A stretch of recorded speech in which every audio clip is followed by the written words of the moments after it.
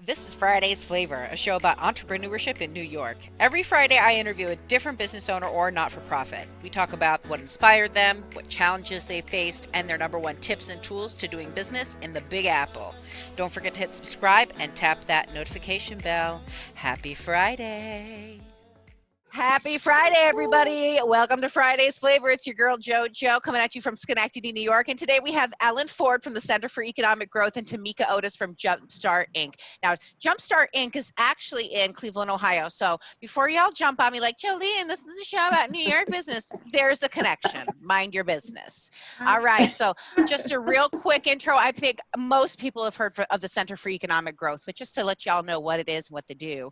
It's the professional economic development engine serving New York's 8-county capital region. Support from our investors enables our team of professionals to connect businesses to resources to drive growth, attract jobs and investment, and develop and retain a competitive workforce.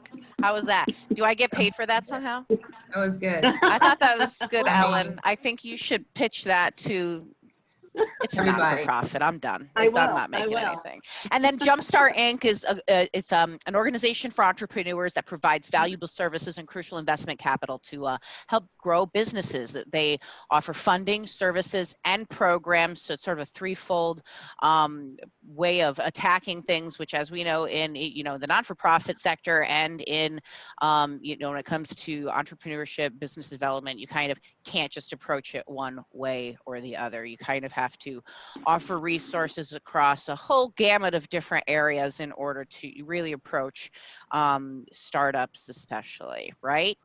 So that was my little 60-second commercial on everybody. Ellyn, why don't you tell us a little bit about yourself, and then Tamika, you can tell us a little bit about yourself. So thank you very much for having me here today. I'm excited. So in my role at CEG as the new ventures manager, I work with entrepreneurs who want to start or grow their business. We offer different types of programming and services to help them in whatever it is that they're lacking in developing their business model. Cool. Tamika? Yes, so my title is Director of the KeyBank Business Boost and Build Program powered by Jumpstart. And I want to challenge each of you to say that 3 times fast. I barely said it the first time. So as you mentioned, Jumpstart is a Cleveland-based venture development organization, and through a historic grant from KeyBank in 2017, was able to expand their services to upstate New York. So I am a transplant to upstate New York, but I've been there for almost 20 years now. So I call it home. I've raised my children there, and I'm happy to be contributing to the upstate New York community. So we are covering 4 markets in upstate New York: Albany, Syracuse, Rochester, and Buffalo. And we're doing that by partnering with nonprofit organizations such as CEG that are already providing entrepreneurial support to entrepreneurs. And we're coming in with a laser focus on minority and women-owned small businesses, helping them to build capacity, some cultural competency, and then just also engaging the community, because we're working with small businesses that have historically been disconnected from these types of services and resources. So we're just building a bridge between the resources and services that are available to the community and the community itself. I love that. Yeah, see, there's a connection, people. I told you there would be. I did not lie today. And so you've been in the capital region for 20 years. How does it compare to Cleveland? How does it compare to Ohio? Well, I'm not even from Ohio. Oh. I'm originally from the Philadelphia area. And Philly, baby. All right. Yeah, that's actually where I am now. My mom, I live in Syracuse. So I'm in central New York. I've been there since 2003. And I came for what I said was going to be a 3-year tour. And almost 19 years later. Oh my gosh. That's why I stopped putting time stamps on things, because yeah. I'm still in my 5-year house 10 years later. Right. But I'm glad I didn't go for a 3-year tour, because I wouldn't have met Ellyn. I wouldn't be doing what I'm doing with KeyBank. I wouldn't be doing this amazing work with small business owners in 4 cities upstate. So, I always say God knows what we don't, and I'm exactly where I'm supposed to be right now. That's awesome. Ellyn, how did you meet Tamika? Oh my gosh. Well, we met initially from the KeyBank Business Boost and Build program. And I think that we just had an instant connection because we're both passionate about, helping people and kind of unveiling things that are out there that are going to, assist people with following their dreams. I mean, most entrepreneurs that I meet, they have a dream. And isn't that great to be in a position to be able to say, hey, did you know this existed? This is it. There's things out there in the ecosystem that can help you. You're not alone. It's amazing. So anyway, so as Tamika says, we're soul sisters because we just had an instant connection. Yeah, I find that when you meet people who have the same, I don't want to say purpose, but like who value the same, things in life and who you sense are going the same direction and have some of the same, overall goals, it's hard not to be like, you're my people. Yeah, you're my people, exactly. But you found your people in Tamika. I love that. People. You found your people. And I found my people. I find it's so funny too how God does that. He'll just like drop people in your path who you're like, really? Yes. That person? That's my people? Okay, Yeah. cool. Never believed it. I never would have believed it, but okay, cool. Here I am. So that's cool. And tell us a little bit about, what inspired you to join the Jumpstart initiative, and then, why you ended up transplanting. Well, so I transplanted way before Jumpstart came into the picture. I was working for Job Corps for almost 15 years prior to this. So I was on the workforce development side, really loved that for, a very long time, but then I just got restless. And I was really engaged in the entrepreneurial ecosystem in Syracuse. I'm a serial entrepreneur myself.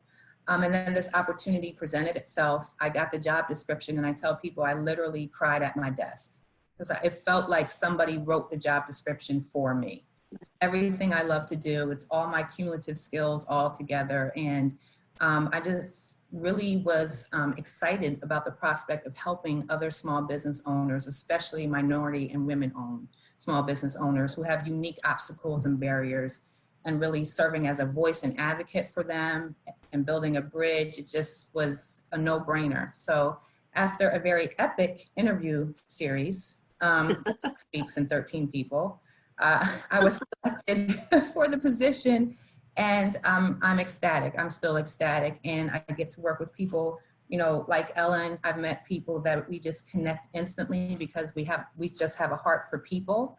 The people that just get it. She became my sister like instantly. So, we're able to bounce off of each other. We're open to each other's ideas, and just really, really grateful to be able to be doing this work together.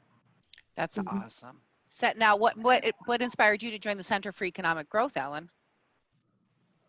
Well, you know what? Honestly, it started because I needed a job. I found myself at a point where I needed to find a job. But when you talk about, you can call it whatever you want. You can call it fate. You can call it destiny. You could call it God's calling, whatever it is. I was led to the right place. And I started out in a temp position and, showed off my skills. And I ended up getting a permanent job. And I've done a little bit of this, a little bit of that. But the main core of what I'm able to do is work with people. And that is really what my calling is, is to be able to work with people and help people. And I'm able to do this through the Center for Economic Growth with, entrepreneurs and all of the people that are involved in that ecosystem of like-mindedness where they also want to help entrepreneurs. Now, KeyBank, the Business Booster program itself, you had mentioned that in 2017, there was a humongous donation. And I now explain it to me a little bit, because as you recall, I was sort of confused. I assumed that the program was like, okay, we got this money, now we're just handing it to entrepreneurs, right? Yes, right. Because me, guys, I'm slow. I don't know much.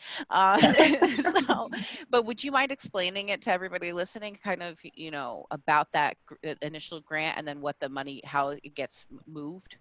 Sure. So the initial grant was $24 million over 4 years. That's so much. And keep in mind that that covers 10 markets, and in every market we have established collaborations. So in upstate New York, we are funding a total of 13 organizations.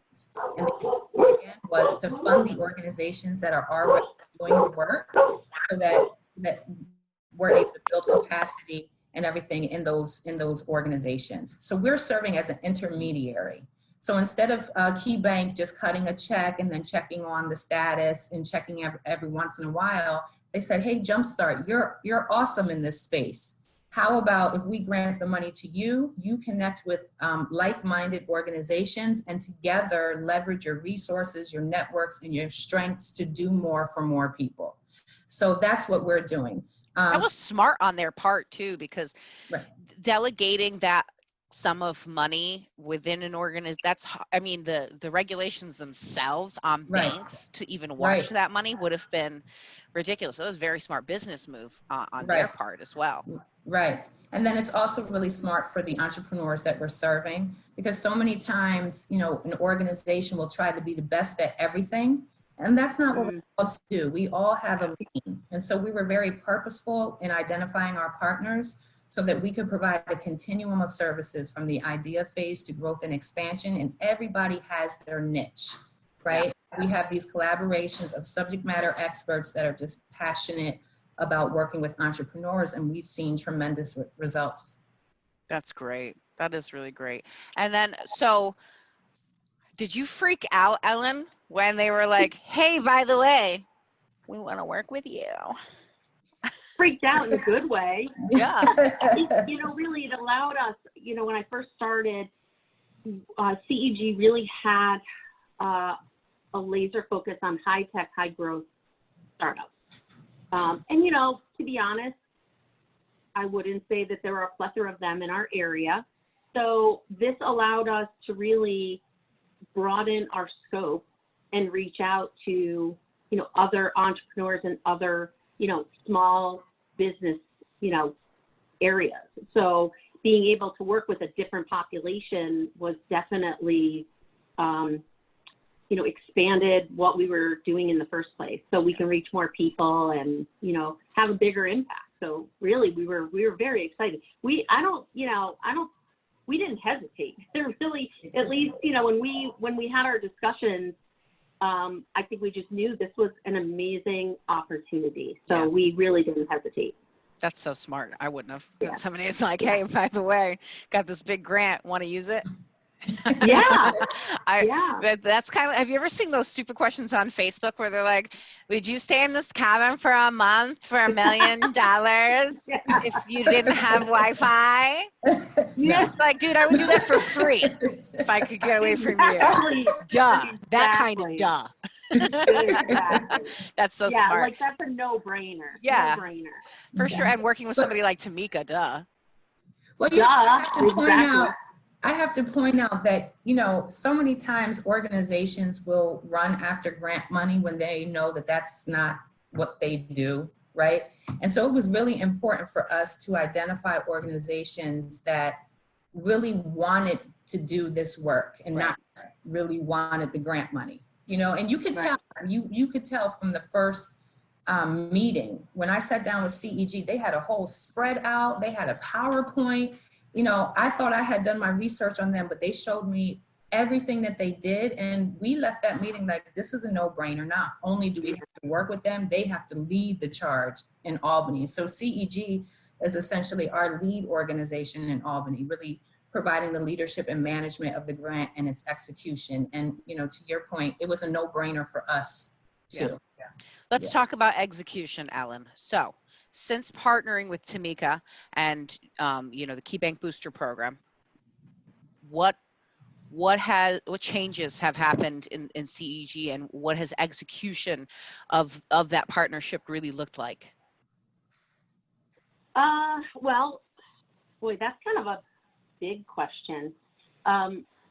You know, the execution part is really, the core is getting out and reaching the population that you're trying to help. So it's all about building relationships, and it's about building trust. I think part of what I learned along the way was honest feedback from some of the organizations that we reached out to that work with the, underserved population particularly, and hearing about the past disappointments and the distrust with other certain organizations that have presented themselves to help them. So it's really been about establishing trust that, this is something that is an earnest program that is out there to assist people. There's no ulterior motive. There's nothing on the back end that is going to be harmful. So it's really about establishing trust. So it's getting out into the community and showing, demonstrating that you're there to help and to follow through, and honestly, it really does come down to the entrepreneur themselves. So you can provide someone with all of the resources. If they don't choose to act, be active and follow through with things, that's on them. That's not on us, Yeah. But we're there from the beginning to wherever they see, themselves going. So it's really about providing building that relationship, providing the information, and then having them follow through with whatever it might be. So, we've had workshops, we've had events, we've had, offered one-on-one technical assistance. If someone's developing a product or something, we can assist with prototyping. So there's all different types of things that we can provide. But again, to me, from what I've learned, is that it all comes down to building a level of trust, because that's the only way that you're going to be able to move forward. Yeah, that's crazy. Because I almost would, I would almost think it would be easy to go, okay, we got this X amount of dollars. Let's just pass it around. Let's just pass it around to who we think. Yeah. But you guys you actually put it into programs to create resources for startups, entrepreneurs, very small women-owned and minority-owned businesses, so that they can flourish. Because it's almost like the idea, if you feed a man a fish, you fed him for a day. If you teach him how to fish, you fed him for life, right? So instead of just, it would be very easy to go, okay, great, let's see, just take a bunch of applications, approve X number of applications based off of X criteria, and then pass out the money, right? But you don't do that. You provide resources to the community to make them successful for themselves, which is so much more long lasting. That's going to create longevity for them, because money runs out. Yeah, and we don't have to, we don't have to recreate the wheel, which is amazing. I mean, if we see gaps where there isn't a webinar or seminar or a workshop on something, then we can feel free to create that. Yeah. But, there's a lot of support out there already that we can tap into. So maybe we use KeyBank funds to sponsor a certain event, and then we make sure that the folks that, we're trying to target understand that, hey, you can go to this, and you know what? There's a possibility that you could go and it's free of charge if there's a charge. So, we don't have to recreate the wheel unless there's something that's not out there that we can tap into already. So, we do a lot of sponsorship of events and programming. That's nice. And we were also really intentional about partnering who our partners were going to be. So in Albany, we have Pursuit Lending. So they offer microloans to entrepreneurs. Do you know Lukey Forbes? No. Yes, he just connected with me on Facebook. Yeah, me too. He's part of the Pursuit program. Yes, and then we're also with the University of Albany's SBDC Seed program, who also provide microloans in conjunction with technical assistance training. So, to your point, it's really not enough to just cut a check. Yeah. It's really important to cut a check and also provide that support and technical assistance to help people to know how to best use that money. Exactly. Because cutting a check would be the worst thing to do for a business without the guidance and support to go with it. It's so true. Tremendous partners in Albany that offer capital to businesses, so we can assist with the technical assistance, with the capital resources. We formed a collaboration to really address every business need that an entrepreneur, small business owner would have. Wow. Mhm. And tell us a little bit about the future of the program in New York. Well, I have to say, I'm so grateful to represent KeyBank and Jumpstart. When COVID happened, we realized that some of our workforce programs were not going to be able to continue because schools were closed and businesses were closed and we couldn't have interns. And so rather than just, shutting down the program, KeyBank and Jumpstart came together and said, listen, we have an immediate need within the business community right now. Let's repurpose those dollars into stabilization grants. And we were able to do that in 4 markets upstate, and I believe 8 markets in Ohio. And here in upstate New York, we infused $500,000 of debt-free capital into I think the count is now over 130 businesses between the 4 markets. And when we say debt-free capital, that's something very unique to for-profit businesses, usually taking business loans. So to have the opportunity to infuse some debt-free capital into their business at such a critical time has been very rewarding for us and very, very beneficial for the community. So we've been able to do that because our goal is to keep as many businesses open as possible. And not only surviving, we want businesses to be thriving through and after COVID. So our future, we say it looks bright, even though it may seem a little bit bleak. We've seen some tremendous stories of businesses pivoting and actually doing better in COVID while also providing a service to the community. We've seen tremendous support from the community coming together to support businesses to keep them open. So we have hope for the future. And we're just going to double down on supporting businesses, locking arms with them, providing resources, putting more dollars to consultants and contract services so that we can provide those services cost-free to business owners. So again, the future looks bright. We have a tremendous collaboration, not only in the capital region, but in our other markets. And we are just committed to helping small businesses thrive through this time. Yeah, that's awesome. And I think that you really align yourself spiritually with the program. And I think that makes a big difference in the future of it. I think that you must work with people who are like that too, because I just sense it. I don't know. I think that's great. And Well, Ellyn, go ahead. I was also the young girl who wanted to be an entrepreneur, a Black woman who got laughed at when I went to go get a loan, like literally laughed in my face. So I know what it feels like to have the door closed on you, to not know what resources are available. I know that feeling. So I'm very, very passionate about trying to mitigate those feelings for other small business owners.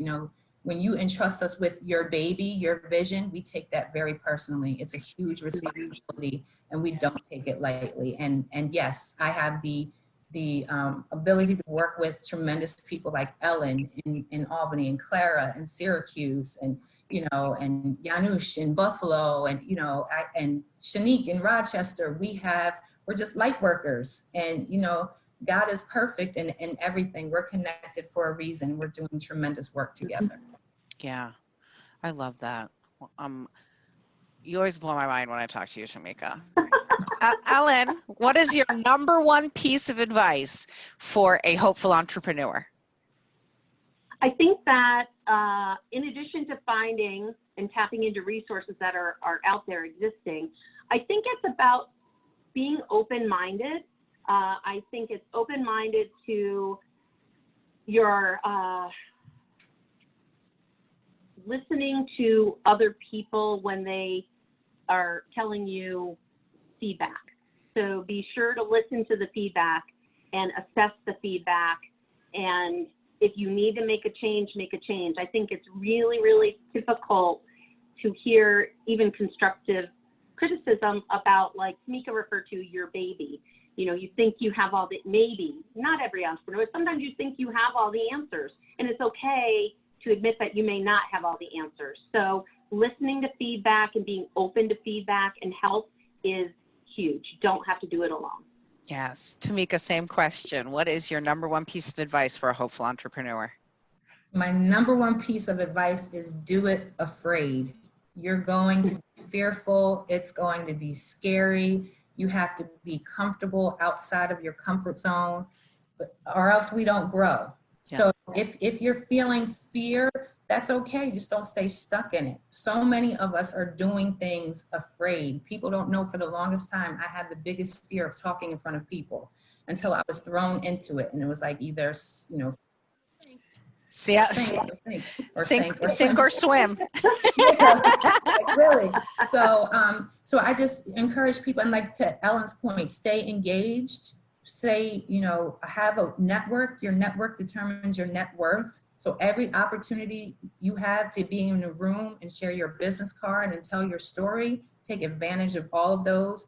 And then when there are resources in your community, you don't have to pick just one. It's not like, oh, if I go to CEG, that's the only place I can go. No, we want you to go to CEG and SEED and Pursuit and the Capital Region Chamber. We want you to take advantage of every opportunity that you have, step out of your comfort zone, and know that you can fly. Ultimately, be successful, people. You Go can do it. search for it. The answers are out there. The resources are out there. There are tons of organizations who are offering support, like you know, CEG, you know, the Center for Economic Growth, you know, Pursuit, Jumpstart. There's so many, and it's a matter, SEED, it's a matter of going out and looking for them and being proactive about, you know, having your, you know, your resources lined up, which is, you know, sometimes people do feel like they need to go it alone and just figure it out. And, you know, they can go and look for a loan with interest and things like that, and end up, you know, getting themselves deep into debt to start, you know, their dream. And wow, when you said you laughed, people laughed in your face when you did that. Literally. Did you see my face? I go, I'm so glad it was you and not me, because I would have caught charges that day. I would have been laugh. But you know what? I mean, it was rude of them to laugh in my face, but now that I have a better understanding, I walked in there with no credit, and I thought that was good. Like, I don't have any credit, you know, because it wasn't bad. Yeah. Right. And, you know, and I was like 22 at the time. But he did like really just laugh in my face. So that could have ended my entrepreneurial journey. But thank God I have, you know, family and a support network that was like, no, keep going, do it afraid. And that's the only reason, you know, I got to push through it. So yeah, I'm paying it forward, you know. Amen. That's awesome. It was so great to sit and talk with you gals. I'm going to have you each on again. We'll just have a one-on-one about Center for Economic Growth, and one-on-one about Tamika Otis and all her fabulousness. I'm so excited that you gals finally got it. Look, for all you people out there listening, this is the third or fifth time, maybe this is the fifth time that we've tried to record this. Things have just happened. Cars have been destroyed. People have been sick and almost died. It's a thing. It's just, we're still alive though. And we made it. This got recorded today, baby. No, thank you so much for listening, everybody. If you want more information on the resources available, especially in the, you know, the upstate New York area, you can get into contact with Ellyn from Center for Economic Growth. If you are looking to do anything more, you want to, you know, talk with Tamika about the Business Booster program, about Jumpstarting, please reach out to her. These are two of the easiest women to talk to. If you don't have a LinkedIn page that you can reach them at, I think they're both on Facebook. They both are available through the numbers on the websites, which I'm going to list. Probably there. Sometimes it's there. I don't know. Every episode where I point at the words that I'm trying to tell people to go to, it's never actually there when I finish recording. So their information is below. And, you know, they're very easy to talk to. It's just, you know, probably some of the most humble, amazing women that you'll meet. And I feel so blessed that I got to, you know, have this conversation with you girls. God bless you both, and happy Friday, everybody. Thank you. Happy Friday. Bye.